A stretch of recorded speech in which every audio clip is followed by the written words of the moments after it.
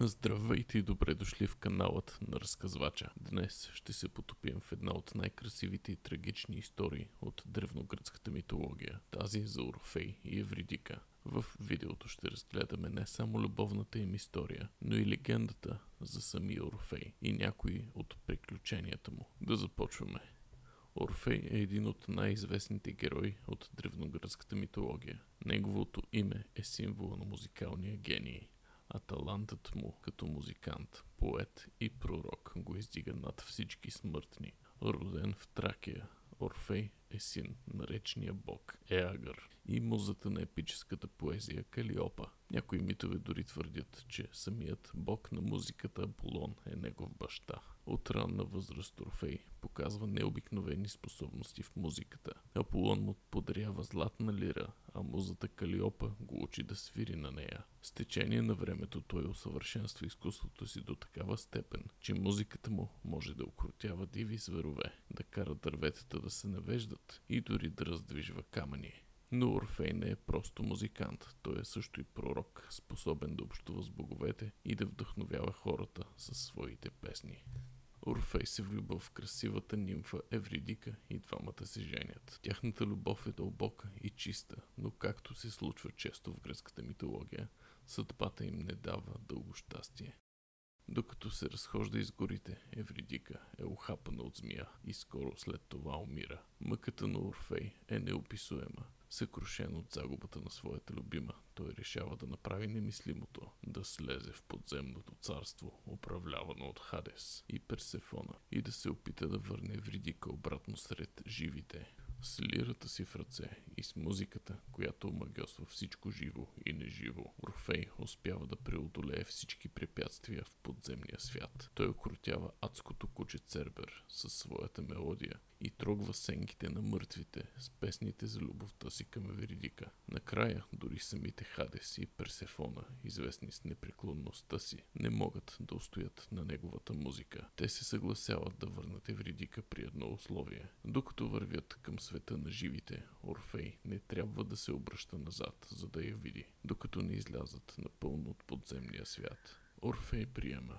Докато вървят през мрака, той не чува стъпките на Евридика зад себе си. С всяка крачка съмненията и нетърпението му нарастват. Дали тя наистина е там? Дали не го е излъгал Хадес? В последния момент, точно преди да излязат на светлината, той се обръща. За миг вижда Евридика, бледа и красива, но в същия момент тя изчезва завинаги. Орфей се връща в света на живите, но вече не е същия човек. Загубата на Евридика го променя завинаги. Той се отделя от обществото, отдавайки живота си на музиката и на скръбта. Според някои митове той отказва да обича друга жена. Дори отбягва компанията на хората. Накрая Орфей намира трагична смърт, разкъсане от менарите, последователки на Дионис, които не могли да понесат неговото отричане от тях. Преди трагедията с Евридика, той участва в друга велика легенда, тази за аргонавтите. Орфей е един от героите, които се отправят с кораба Арго в търсене на златното руно. В това пътешествие музиката му изиграва решаваща роля. С песните си той укротява бурните води, вдъхновява моряците и дори надвива песента на сирените, която иначе би погубила екипажа. След смъртта на Орфей, неговата личност и учение вдъхновяват религиозно-философско движение, наречено орфизъм.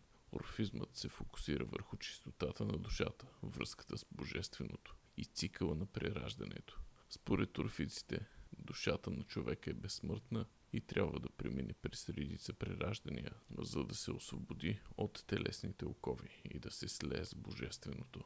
Орфизмът оказва огромно влияние върху гръцката култура и философия, като вдъхновява по-късни мислители като Платон. Музиката и поезията на Орфей се възприемат не само като изкуство, но и като духовен инструмент, който свързва хората с боговете.